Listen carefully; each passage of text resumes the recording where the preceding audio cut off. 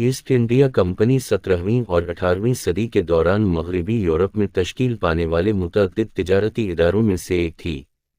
کم و بیش حکومتی معاونت رکھنے والی کمپنیاں واسکو ڈا گاما کے تاریخ ساز بحری سفر 1497 ء کے بعد وجود میں آئیں۔ اہم ترین کمپنیوں کو اپنی اپنی حکومتوں کی جانب سے چارٹر ملے جن میں انہیں مقدور بھر علاقہ حاصل کرنے اور وہاں حکومتی امور چلانے کی اجازت دی گئی، بشمول قوانین، کرنسی کا اجرا، معاہدے، جنگ اور انصاف۔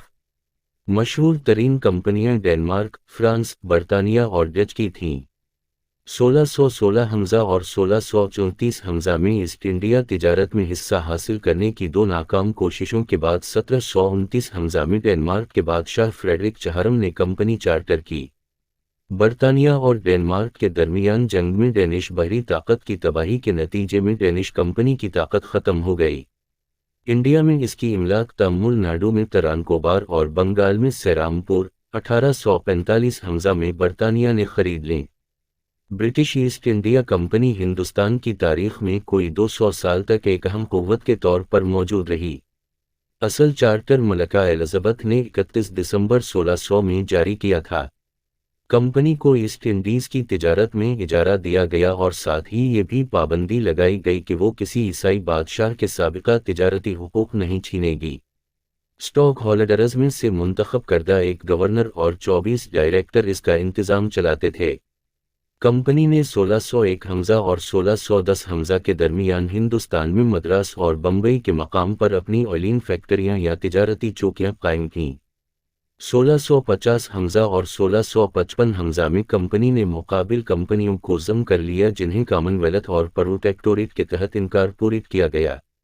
1657 ء میں اولیور کروم ویل نے اسے ہندوستانی تجارتی پر حقوق رکھنے والی واحد جوائنٹ اسٹاک کمپنی کے طور پر دوبارہ منظم کیا۔ چارلس دوم کے عہد میں کمپنی کو تجارتی مراعات کے علاوہ حقوق حاکمیت بھی مل گئے۔ 1689 ء میں کمپنی نے بنگال، مدراس اور بمبئی میں انتظامی صوبے پریزیڈنسی قائم کرنے کے ساتھ ہندوستان میں اپنی طویل حکومت شروع کی۔ لائسنس کے بغیر نئے تاجروں کی آمد متواتر کمپنی کے لیے پریشانی کا باعث بنتی رہی۔ 1698 ء میں نئے نجی تاجروں نے مل کر نیب کمپنی یا انگلش کمپنی بنا لی۔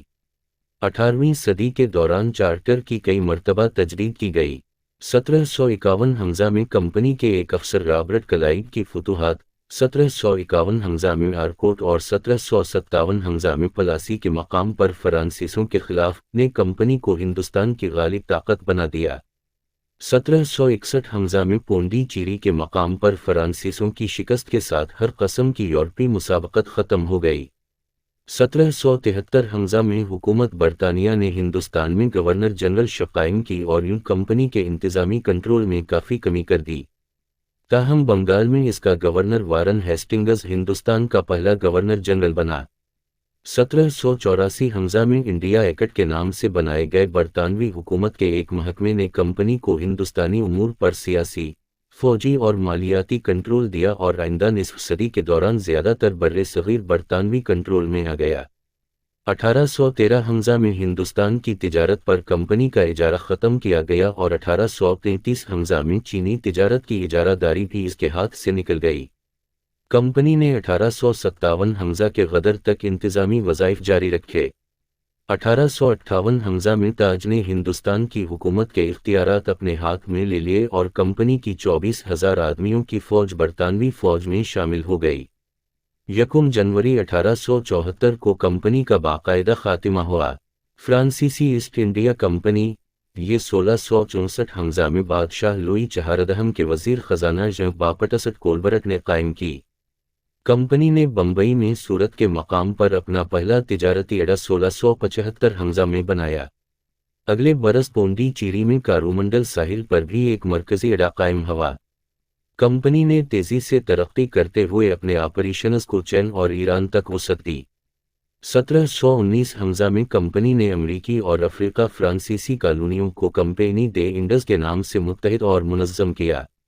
افریقہ، لوکسیانا اور امریکہ میں مالی نقصان اٹھانے کے باوجود کمپنی ہندوستان میں منافع کماتی رہی۔